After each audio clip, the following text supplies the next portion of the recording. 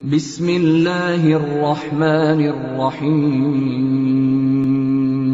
ناظرین، مصطفیٰ کھر کی بغاوت نے بھٹو کو ہلا کر رکھ دیا تھا۔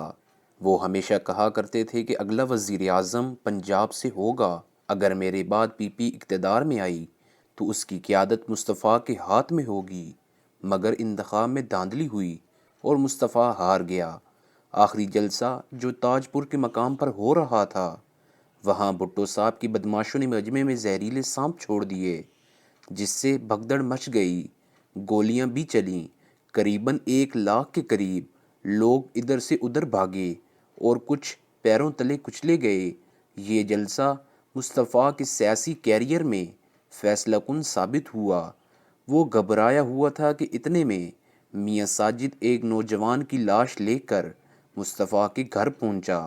اس نے لاش کو باہوں میں اٹھا رکھا تھا۔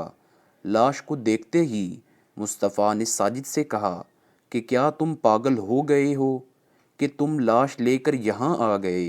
اتنا بھی نہیں سمجھتے کہ مجھے قتل کے الزام میں گرفتار کیا جا سکتا ہے؟ یہاں سے چلے جاؤ، تم اتنے احمق کب سے ہو گئے ہو؟ ساجد حیران و پریشان وہاں سے چلا گیا۔ ساجد کو یقین تھا کہ اگر مصطفیٰ لڑکے کے جنازے کی قیادت کرتے تو بھٹو صاحب کے خلاف ہاری ہوئی بازی جیتی جا سکتی تھی اور پورا پنجاب سڑکوں پر نکل آتا۔ بھٹو صاحب کے خلاف تحریک چلانے کی قوت مصطفیٰ کے پاس تھی، مگر ارادی قوت نہ تھی۔ وہ پولیس اور انتظامیہ سے بہت ڈرتا تھا۔ مزدور رہنما کو مار دیا گیا۔ جب مصطفیٰ اس کی تعزیت کرنے گیا تو جماعت اسلامی کے کارکن اس پر ٹوٹ پڑے، اس کے کپڑے پھٹ گئے اور پولیس نے اس کی جان بچائی۔ مصطفیٰ اعلان کر چکا تھا کہ وہ مقتول کے جنازے کی قیادت خود کرے گا۔ آخری وقت پر اس کی ہمت جواب دے گئی۔ وعدے سے پھر جانا بڑا مشکل تھا۔ مصطفیٰ کسی کو منہ دکھانے کے قابل نہ رہتا۔ ایک منصوبہ بنایا گیا۔ اگلی صبح اخباروں میں مصطفیٰ کھر کے اغوا کی سنسنی خیز خبریں چھپی ہوئی تھیں۔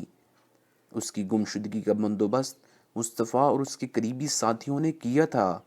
چودھری نے مصطفیٰ کو سیالکوٹ پہنچا دیا۔ شیر پنجاب کار کی ڈگی میں دبکا ہوا تھا، اسے سیالکوٹ اتار دیا گیا۔ مصطفیٰ نے چلنا شروع کر دیا۔ راستے میں ایک ہوٹل پر رکا اور ہوٹل والے کو ایک من گھڑت کہانی سنا دی۔ مصطفیٰ نے کہا کہ نامعلوم لوگوں نے اسے اغوا کر کے آنکھوں پر پٹی باندھی تھی۔ مجھے کچھ علم نہیں کہ وہ کہاں ہیں، لیکن ہوٹل والے نے مصطفیٰ کو پہچان لیا اور سیالکوٹ کے ایس ایچ او کو مطلع کر دیا۔ وہ فوراً حاضر ہوا اور مصطفیٰ کو جیب میں بٹھا کر لاہور چھوڑ آیا۔ اس اثناء میں مصطفیٰ کی بیوی شیری کی پریشانی کے مارے حالت غیر ہو گئی۔